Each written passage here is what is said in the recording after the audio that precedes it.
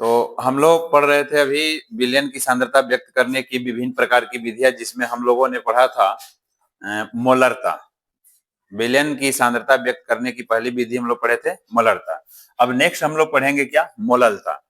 तो मोललता क्या है, जैसे हम लोग मोलरता पढ़े थे प्रति लीटर विलयन में, लेकिन यहाँ पर मोललता में क्या पढ़ना है कि प्रति केजी विलायक में। ठीक है ना। तो प्रति केजी का मतलब होता है कि 1 केजी विलायक में विलेय के कितने मोल उपस्थित है, जब उसे हम व्यक्त करते हैं तो इसे हम कहते हैं विलयन की मोललता। ठीक है।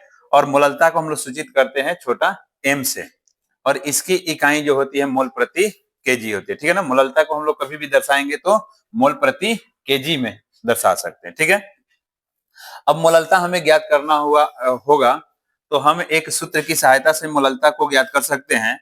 यानी मोललता बराबर होता है विलेय के मोल, और बटा में हम लोग लिख सकते हैं विलायक का द्रव्यमान, और ये विलायक का द्रव्यमान किसमें दिया होना चाहिए, केजी में दिया होना चाहिए। जब केजी में दिया रहेगा तब मोललता का हम इस सूत्र का उपयोग कर सकते हैं। और दूसरा नंबर की जब विलायक का द्रव्यमान केजी में अगर नहीं दिया रहता, ग्राम में दिया रहेगा, तो मोललता बराबर हम लिख सकते हैं विलेय के मोल गुने 1000 और बटा में विलायक का द्रव्यमान। ठीक है।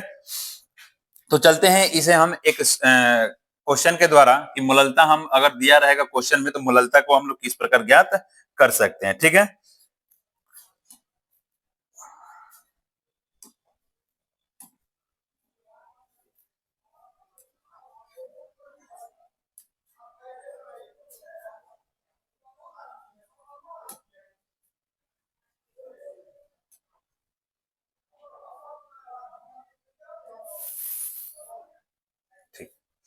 अब जैसे क्वेश्चन है हमारे पास कि 90 ग्राम जल में 20 ग्राम चीनी के घुलने पर विलयन की मोललता ज्ञात करना है। ठीक है। तो सबसे पहले हम देखेंगे कि प्रश्न से क्या क्या दिया हुआ है, और जैसा प्रश्न कहेगा उसके अनुसार हम लोग सॉल्व करेंगे। ठीक है। तो यहाँ पर हम देखेंगे प्रश्न से। ठीक है। प्रश्न से क्या दिया हुआ है, जल की मात्रा दिया है। ठीक है ना। तो जल की पहले हम मात्रा लिख देंगे। जल की मात्रा कितना है, तो 90 ग्राम है। तो जल की मात्रा क्या हो गया, 90 ग्राम। चाहे मोललता हो या मोलरता हो, उसे निकालने के लिए हमें विलेय का मोल चाहिए। तो इसमें क्या घुला हुआ है, 20 ग्राम चीनी घुला हुआ है। तो चीनी का हमें मोल निकालना पड़ेगा, क्योंकि विलेय का मोल चाहिए हमें मोलरता मोललता निकालने के लिए।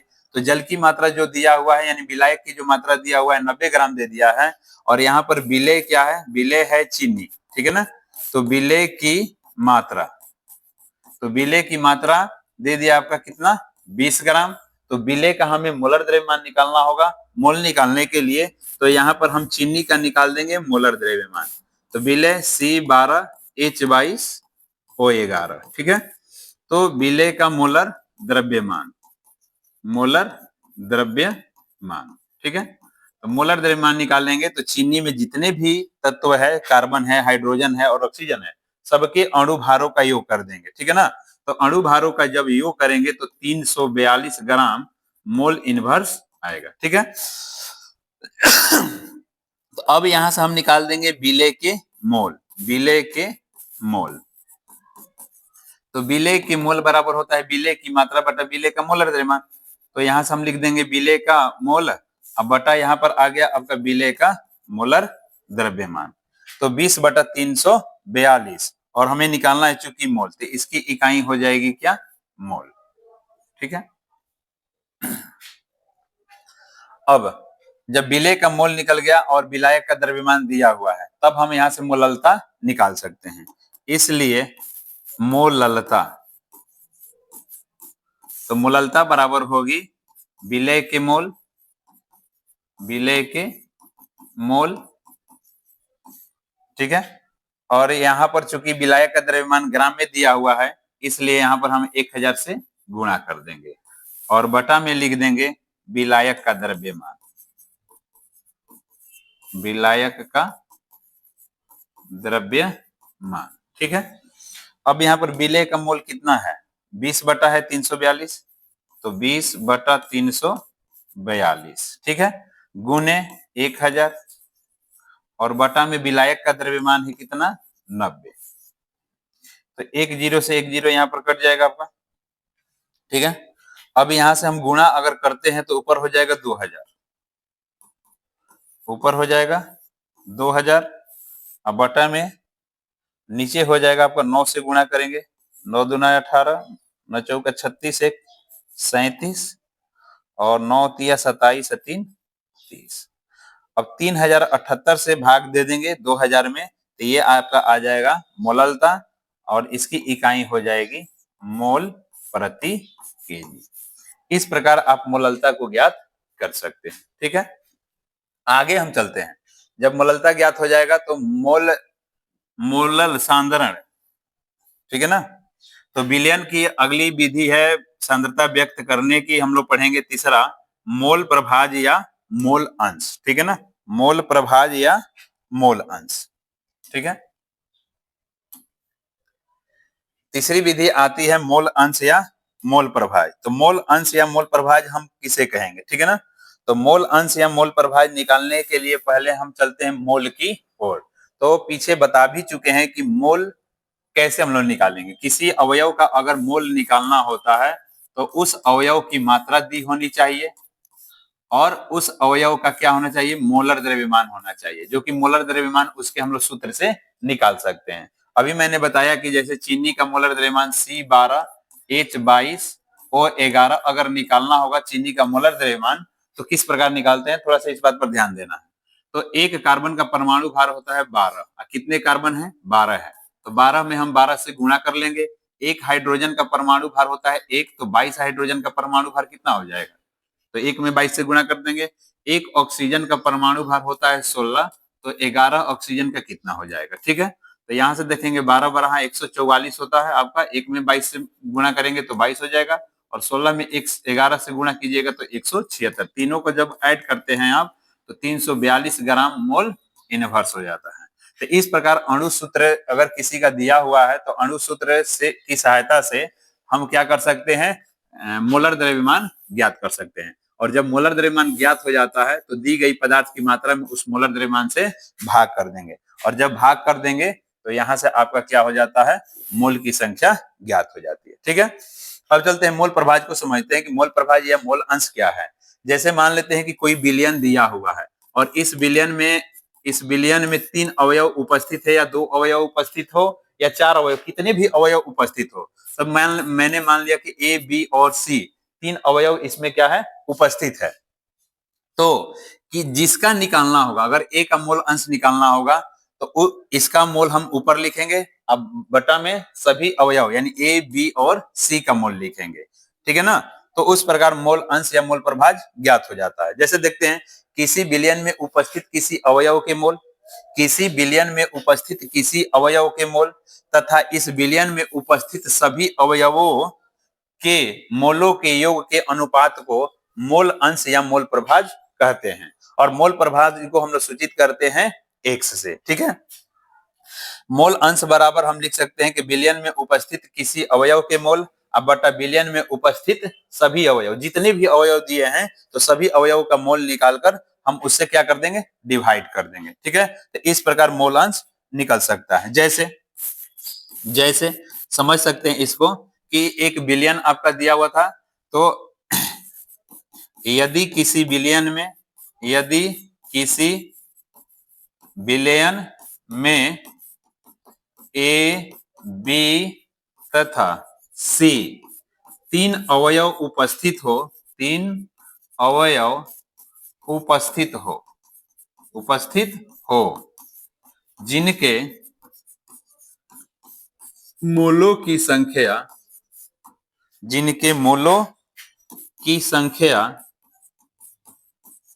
क्रमशः मतलब क्रम से या लगातार, तो क्रमशः पहले किसका, ए का, उसके बाद बी का और उसके बाद सी का। तो क्रमशः ए का मोल की संख्या Na, बी के मोल की संख्या Nb तथा सी के मोल की संख्या क्या है, Nc है। ठीक है, इसलिए अगर हमें ए का मोल अंश निकालना है तो ए का मोल अंश, तो परिभाषा भी कहता है कि जिस अवयव का हम मोल अंश निकालेंगे उस अवयव का हम पहले क्या लिखेंगे, ऊपर मोल लिखेंगे। तो ए का हम मोल अंश निकाल रहे हैं तो ए का मोल अब बटा, अनुपात मतलब होता है बटा कितना का, जितने भी अवयव हैं सभी अवयवों के मोल अंशों का योग। तो ए प्लस बी प्लस सी सबका मोलों का योग निकालेंगे। तो ए प्लस बी प्लस सी का मोल। ठीक है, अब ए के मोल अंश को हम लोग सूचित करेंगे एक्स ए से, और एक्स ए बराबर हम ए के मोल को क्या माने हैं ऊपर एन ए, अब बटा में n A plus n B plus n C लिख सकते हैं। इसी प्रकार अगर हमें बी का मोल अंश निकालना होगा, तो बी का जब मोल अंश निकालना होगा तो हम लोग किस प्रकार लिखेंगे, देखते हैं थोड़ा सा। अगर हमें बी का मोल अंश निकालना होगा, तो बी का मोल अंश निकालना होगा तो लिखेंगे एक्स बी, और एक्स बी बराबर हम क्या लिखेंगे ऊपर बी का मोल। किसका मोल लिखेंगे, बी का। तो बी का मोल, अब बटा में फिर लिखेंगे ए प्लस बी प्लस सी का मोल, सबका मोल। ठीक है ना।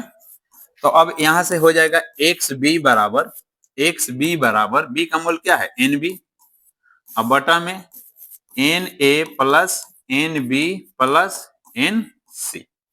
इसी प्रकार अगर सी का मोल अंश निकालना होगा तो एक्स सी बराबर लिख सकते हैं हम लोग एन सी बटा n A plus n B plus n C. तो इस प्रकार हम लोग मोल अंश ज्ञात कर सकते हैं। और एक बात ध्यान देनी होती है कि किसी भी विलयन में जितने भी अवयव रहेंगे, अगर सभी अवयवों के मोल अंशों का हम योग करते हैं तो उसका मान हमेशा कितना आना चाहिए, एक आना चाहिए। मतलब कि सभी अवयवों के मोल अंशों का योग एक होता है। ठीक है ना। तो इसलिए हम लिख सकते हैं कि x a plus x b plus x c बराबर सबका वैल्यू 1। ठीक है। तो इस प्रकार हम क्या कर सकते हैं, दिए गए फॉर्मूले की सहायता से किसी भी अवयव का मोल अंश ज्ञात कर सकते हैं। मोल अंश या मोल प्रभाज किसी भी विलयन में किसी एक अवयव का मोल तथा उस विलयन में उपस्थित सभी अवयवों के मोलों का योग का अनुपात मोल अंश या मोल प्रभाज कहलाता है, और इसे हम लोग दर्शाते हैं एक्स की सहायता से। ठीक है ना। अब हमें मोल अंश निकालना है। जैसे मान लेते हैं कि हमें कोई क्वेश्चन दिया हुआ हो, और क्वेश्चन दिया हुआ हो उसका हमें क्या करना है, मोल अंश निकालना है। ठीक है ना। तो हम मोल अंश किस फॉर्मूले की सहायता से निकालेंगे और कैसे निकालेंगे, तो चलते हैं एक क्वेश्चन की तरफ। यदि किसी विलयन में 90 ग्राम जल, 20 ग्राम चीनी और 10 ग्राम क्या है नमक है, तो प्रत्येक अवयव का क्या करना है, मोल अंश ज्ञात करना है। तो प्रत्येक अवयव का हम मोल अंश कैसे ज्ञात कर सकते हैं। ठीक है। तो प्रश्न से जो जो दिया हुआ रहता है सबसे पहले हम उसको लिख देंगे। प्रश्न में जो जो दिया रहेगा सबसे पहले हम उसको लिख लेंगे कि प्रश्न में क्या क्या है। ठीक है। और प्रश्न में जो जो दिया है सबसे पहले सॉल्व करेंगे हम लोग, सॉल्व। ठीक है। जल की मात्रा कितनी है 90 ग्राम, और मोल अंश निकालने के लिए हमें सभी अवयव का क्या चाहिए, अणु भार चाहिए, क्योंकि मोल अंश में हमें सबकी मोल की जरूरत है, और मोल में सबकी मात्रा और अणु भार होना जरूरी है। तो जल की मात्रा हो गया 90 ग्राम, तो जल का हम मोलर द्रव्यमान निकाल देंगे। तो जल का मोलर द्रव्यमान, तो जल का मोलर द्रव्यमान, तो जल का सूत्र क्या होता है H2O, और H2O का मोलर द्रव्यमान हो जाएगा, एक हाइड्रोजन के लिए एक होता है तो 2 हाइड्रोजन के लिए 2, और एक ऑक्सीजन के लिए 16, यानी 16 प्लस 2 को ऐड करते हैं तो इसका मोलर द्रव्यमान हो जाएगा 18 ग्राम मोल इनवर्स। ठीक है। तो यहां से जल की मोल निकल जाएगा, इसलिए जल का मोल, तो जल का मोल बराबर जल की मात्रा, तो जल की मात्रा कितनी है 90 है, और जल का मोलर द्रव्यमान कितना है 18 है, तो 18 पचे 90, मतलब कि जल का यहाँ पर मोल कितना आ गया 5 मोल। तो यहाँ पर जल का मोल, और जल के मोल को हम मान लेते हैं क्या Na। ठीक है ना, आसानी रहेगा थोड़ा सा दर्शाने में, इसलिए जल के मोल को मैंने मान लिया क्या Na। ठीक है। पुनः हम चलते हैं किसके तरफ, 20 ग्राम चीनी, दूसरा अवयव है हमारा चीनी। तो चीनी की मात्रा हम देखेंगे, जो ग्राम में दिया रहेगा या केजी में दिया रहता है तो वह पदार्थ की मात्रा कहलाती है। ठीक है ना। तो चीनी की मात्रा कितना दिया हुआ है क्वेश्चन से 20 ग्राम। ठीक है। और चीनी का सूत्र होता है C12H22O11। ठीक है। तो इसका हमें मोलर द्रव्यमान निकालना पड़ेगा।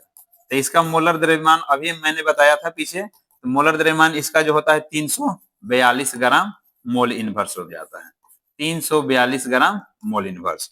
इसलिए चीनी के मोल, चीनी के मोल, तो चीनी के मोल निकालेंगे तो कितना हो जाएगा, पदार्थ की मात्रा बटा मोलर द्रव्यमान, तो 20 बटा 342, 20 बटा 342, ये आपका हो जाएगा क्या, मोल हो जाएगा 20 बटा 342।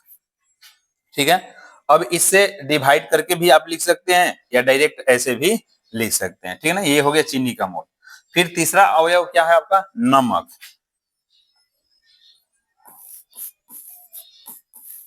नमक की मात्रा, नमक की मात्रा, तो नमक की मात्रा में अगर हम चलते हैं तो नमक की मात्रा कितना दिया हुआ है, 10 ग्राम। नमक की मात्रा दिया है 10 ग्राम, और नमक का मोलर द्रव्यमान कितना हो जाएगा, नमक का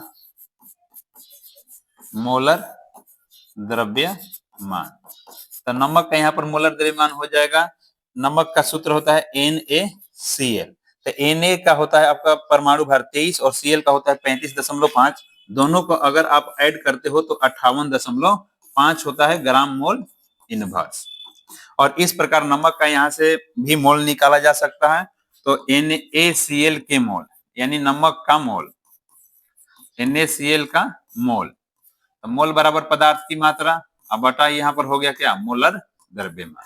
ठीक है, तो हमने जल के मोल को Na माना था, चीनी के मोल को Nb मान लेंगे, और नमक के मोल को मान लेंगे Nc, तो Nc की वैल्यू आ गई 10 बटा 58.5। ठीक है, अब हमें क्या करना है कि सबका मोल अंश निकालना है। सबका क्या करना है, इस प्रकार जब तीनों अवयव का हम मोल अंश मोलों की संख्या ज्ञात कर लेते हैं, तो अब मोलों की संख्या जब ज्ञात हो जाती है तो मोल अंश निकालना और भी आसान हो जाता है। अब जैसे हमें मोल अंश किसका निकालना है, तो पहले हम निकालेंगे जल का, तो इसलिए जल का मोल अंश, जल का मोल अंश, तो जल का मोल अंश हम लोग सूचित करेंगे जल के मोल अंश को XA से, तो ऊपर लिखेंगे जल का मोल, तो जल के मोल को हमने माना है Na, अब बटा में सभी अवयवों का मोल, तो सभी अवयवों का मोल क्या हो जाएगा, Na plus Nb plus Nc। ठीक है, तो यहाँ से जल का मोल अंश हम लोग निकालेंगे XA बराबर, अब देखिए Na का मान कितना है, 5 है, यानी जल का मोल कितना है, 5 है, और तो यहाँ पर हम लोग लिखेंगे 5 प्लस में Nb का मोल मतलब कि चीनी का मोल कितना है, 0.058, 0.058, 0.058, अब प्लस नमक का है 0.170। ठीक है, तो यहां से XA की वैल्यू निकल जाएगी 5, और इन तीनों को ऐड करेंगे तो ऐड करके देखिएगा 5.228, और जब आप इसको डिवाइड करेंगे तो इसका डिवाइड आएगा आपका 0.956। ठीक है, तो यहाँ से XA मतलब अवयव A यानी जल का मोल अंश यहाँ से ज्ञात हुआ। अब पुनः हम निकालेंगे किसका, चीनी का मोल अंश, चीनी का मोल अंश। ठीक है, तो चीनी का मोल अंश हो जाएगा चीनी के मोल, तो चीनी का मोल ऊपर कितना है, 0.058। ठीक है ना, यानी हम लिखेंगे Nb, अब बटा में Na plus Nb plus Nc, और चीनी का मोल है 0.058, और इन तीनों का जब ऐड किया गया है तो 5.228 आया हुआ है, तो यहाँ पर भी हम लिख सकते हैं 5.228। ठीक है, और जब इसको डिवाइड हम करेंगे तो 0.011 लगभग आप देख सकते हैं 0.011। ठीक है, तो दो अवयव का यहाँ से मोल अंश निकल गया XA और यहाँ पर XB। अब तीसरा अवयव हमारा बचता है क्या, नमक का, तो नमक का यहाँ से मोल अंश निकालेंगे तो XC यानी नमक का मोल अंश, नमक का मोल अंश, तो नमक का मोल अंश निकालने के लिए हम लिखेंगे XC बराबर NC बटा में Na plus NB plus NC, ठीक है, या XC बराबर NC का मान क्या है 0.170 और बटा में 5 दशमलव सभी का योग कितना है 228। जब इसको हम डिवाइड करेंगे तो इसका डिवाइड लगभग आपका आएगा 0.032 आप डिवाइड करके देख सकते हैं, ठीक है ना, 0.032। तो इस प्रकार यहाँ से आपका जल का भी मोल अंश निकल गया, यहाँ से चीनी का भी मोल अंश निकल गया और यहाँ पर नमक का भी मोल अंश निकल गया। तो मैंने एक बात नोट में बताई थी कि जब किसी विलयन में जितने भी अवयव रहेंगे अगर सभी अवयवों के मोल अंशों का योग करेंगे तो हमेशा क्या आएगा, एक आएगा। तो इसको हम पुष्टि भी कर लेते हैं, देख लेते हैं। X a plus x b plus x c बराबर, तो एक्स ए का मान कितना है, एक्स ए का मान है 0.956, 0.956 प्लस एक्स बी का मान है 0.011 प्लस एक्स सी का मान आ गया है 0.032। जब इसको ऐड करेंगे तो आप ऐड करके देख सकते हो, 2 1 3 3 6 9 लगभग हम लोग इसको देख सकते हैं 0.999 कुछ आएगा, यानी लगभग हम इसको एक बोल सकते हैं। लगभग क्या बोल सकते हैं, एक बोल सकते हैं। अतः किसी भी विलयन में उपस्थित सभी अवयवों के मोल अंशों का योग हमेशा एक होता है, ठीक है। Okay, thank you. अगर आपको ये वीडियो अच्छा लगे तो आप इसे लाइक और सब्सक्राइब जरूर करें, बेल आइकन को जरूर दबाएं